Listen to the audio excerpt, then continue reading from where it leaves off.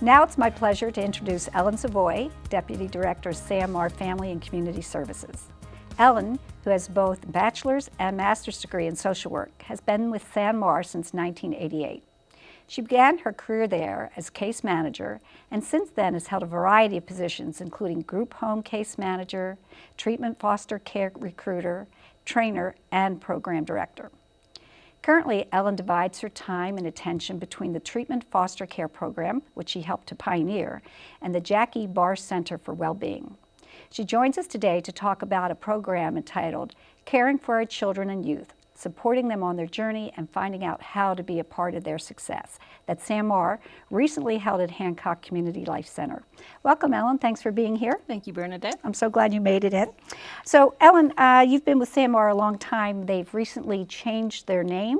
So can you talk to us a little bit about how the name change reflects the services offered there? The change reflects the services that are actually changing throughout the nation. Okay. There used to be a big thought that kids need to be removed from homes when families were not able to keep them safe. And they were placed in foster care or group homes. Research was showing that they were not getting better, and in fact some were getting worse. So the systems now change so that the focus is prevention, keeping kids in their homes with their parents, with their families, and then adding extra supports to keep them safe and doing well. Okay, so that is quite different than taking them out and then trying to help them be successful in a sheltered environment and then entering back into the larger community. Yes. Okay. And I think what we missed was really adding additional support to the family.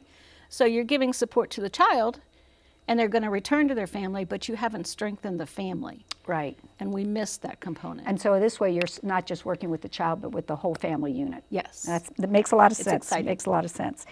In the introduction, I mentioned that you pioneered the SAMR Treatment Foster Care Program. How's that different from regular foster care? Treatment foster care is a more restrictive level. Regular foster care is lowest level. When you remove a child, you place them. You're supposed to keep them close to home with the lowest level of service.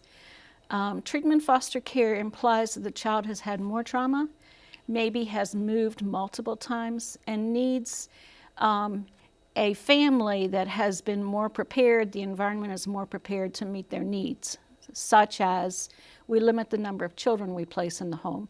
We add more case management services, so a person is available 24/7. They're visiting at least twice a month. Okay.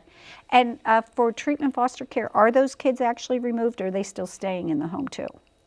Now, treatment foster care, they have been removed, and we license our own foster families, and then we do a very careful process of matching children with those foster families. Okay, okay. So you still have, you provide service for most kids in their homes, but you do remove some children and then provide additional support. Do you still work with their families as well? Yes. Okay. Yes.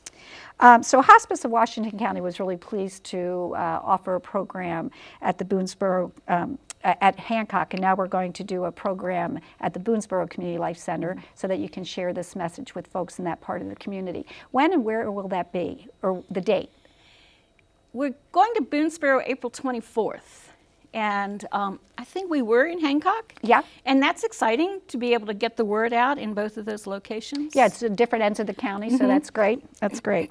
What topics will you cover at the Boonsboro meeting?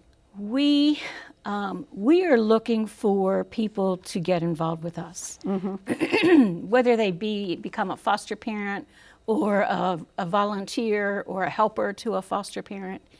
The kids we serve are all ages, and they have a lot of need for one-on-one attention.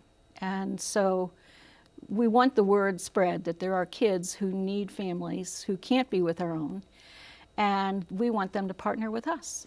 Okay, and what other ways can people be involved if they're not quite sure that foster care is for them? So they can tutor, they can come help with special activities, they can support us by, some of our kids need tutoring through a place like Sylvan Center, and that's costly.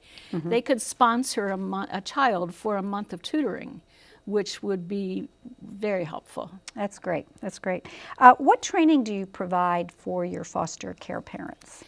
We provide a lot of training for them to understand the system, to understand child development and the impact of trauma on the brain and on the child, and train them to be professional parents. To be able to meet these needs. Yeah, so I'm sure, I know parenting is always difficult, even with your own children. I'm sure that that's also true of foster parenting. What's the most rewarding aspect of being a foster parent? I think seeing the change over time. You know, we laugh because our kids are not always grateful. They don't really show appreciation. Neither are my children, but that's okay. But folks who hang in there and really stay connected, they see the seeds that they plant in the lives of these kids. That's great. Well, Ellen, thank you so much for being here. Just before we cut off, can you tell me how people can get more information? Yes, go on our website, Which is? www.sanmarhome.org. Okay. And we look forward to talking to everyone. That's great. Thank you for being here. Thanks, Bernadette. In every community, there is work to be done. In every nation, there are wounds to heal. In every heart, there is the power to do it. These words spoken by Marianne Williamson, author, lecturer, spiritual teacher, and grassroots advocate, sums up the belief and the commitment of the SAMR organization and the folks who step forward to foster. If you have the heart to foster a child in need, Ellen and the rest of the staff at SAMR Family and Community Services will help you find the power to be successful. I'm grateful to Ellen for highlighting this important need in our community, but even more grateful that she brings a message of hope that together we can make a difference in the lives of these children. Stay tuned. I'll be right back after this short commercial break.